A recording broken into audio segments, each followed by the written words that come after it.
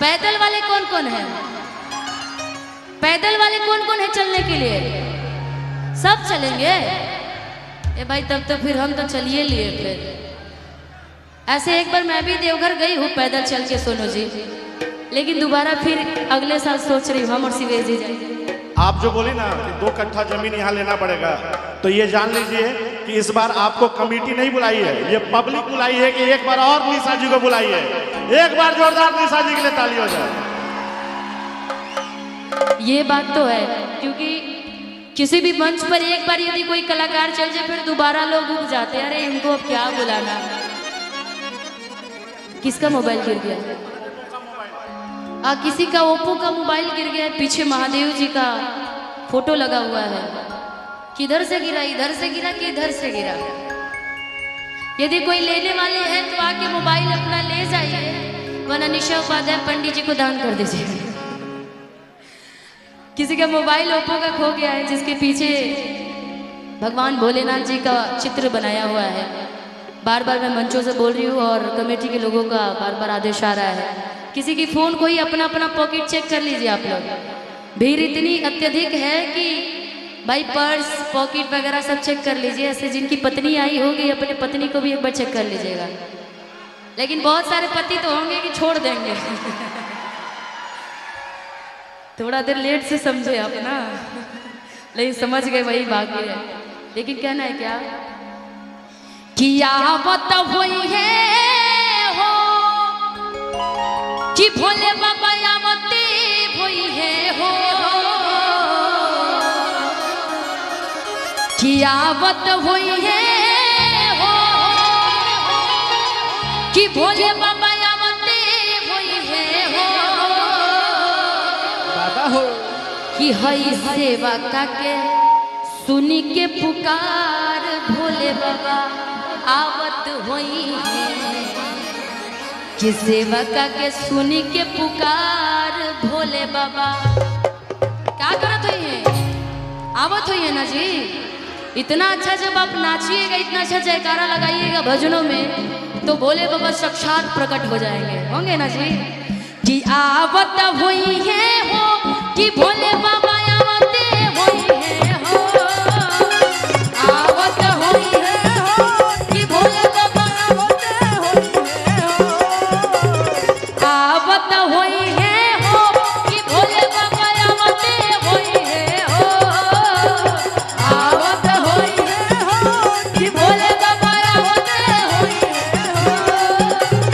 सेवा का के सुन के पुकार भोले बाबा आवत होई, सेवा का के सुन के पुकार भोले बाबा आवत होई, सेवा का के सुन के पुकार भोले बाबा आवत होई है, सेवा का के सुन के पुकार भोले बाबा आवत होई है हो कि भोले बाबा आवते होई है हो, आवत होई है हो कि भोले बाबा आवते होई है हो।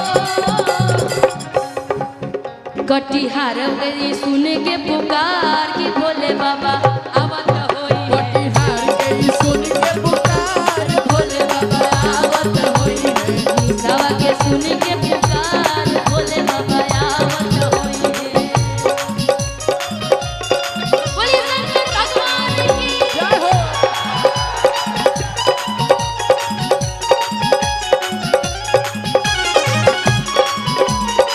सबको झुकाने आया अपना बनाने आया रे, मेरा पिया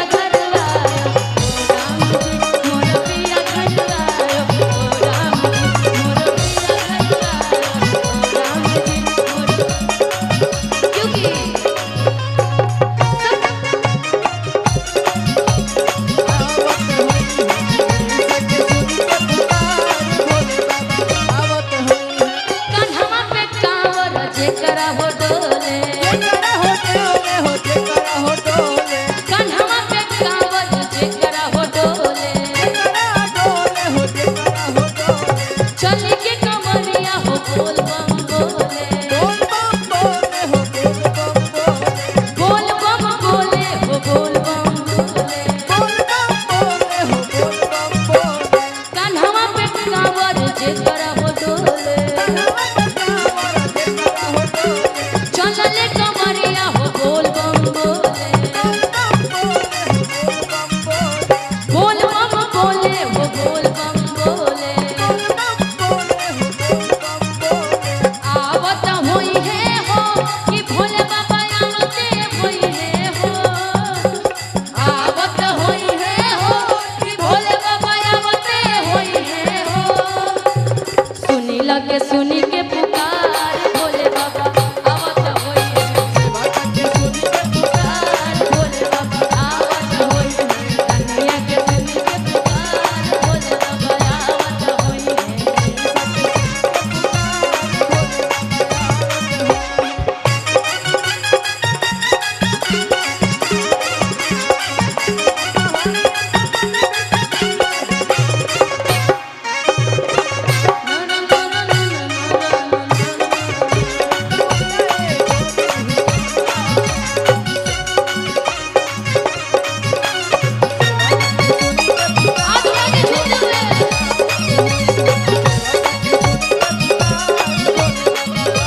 सबरे पहिले बारे गेरुआ रंग सतरा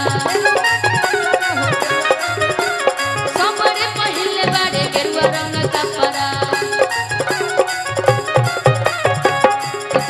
इतना में कहीं गिर मत जाइएगा बस भजन में नाचना है गिरना नहीं है धूल धूल उड़ा देना है सबरे पहिले बारे गेरुआ रंग कपड़ा चली कटिहार चाहे चली जाई छपरा जैसे ये कटिहार और मेरा घर छपरा ना यदि आपको कटिहार भजन में अच्छा लग रहा है तो सुन लीजिए और फिर निशा से मिलना हो तो चलेंगे छपरा आएंगे ना सबरे पहिले बारे गेरुआ रंग कपड़ा गेरुआ रंग कपड़ा हो गेरुआ रंग कपड़ा चली कटिहार चले चल जाई छपरा चली कटिहार चाहे चल जाई छपरा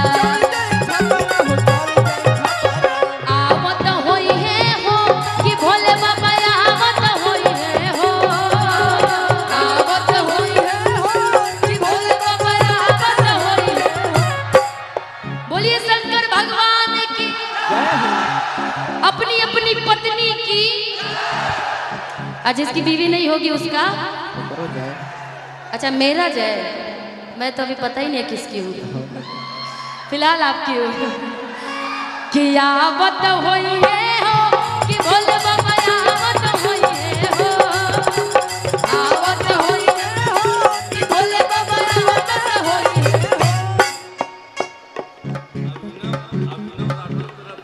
अभिनव राठौर जी की तरफ से बहुत ही बड़ा आशीर्वाद बहुत ही प्यारा आशीर्वाद 100 रुपए का आशीर्वाद कि आवत होई है हो कि भोले बाबा आवते होई है हो आवत होई है हो कि भोले बाबा आवते होई है हो के मारा के सुनी के पुकार भोले बाबा आवत होई है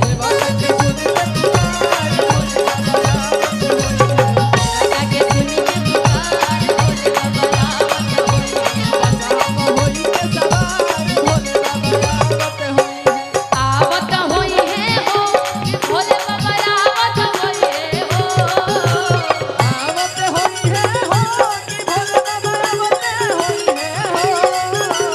आवत होई है हो कि भोले बाबा आवते होई है हो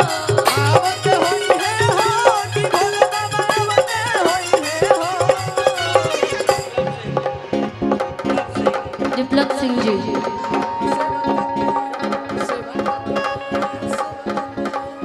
आवत होई है हो कि आवत होई है हो कि भोले बाबा आवत होई है हो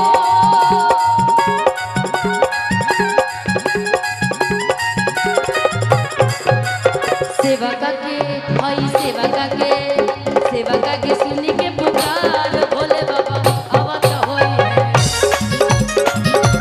भोले बाबा आवत सेवा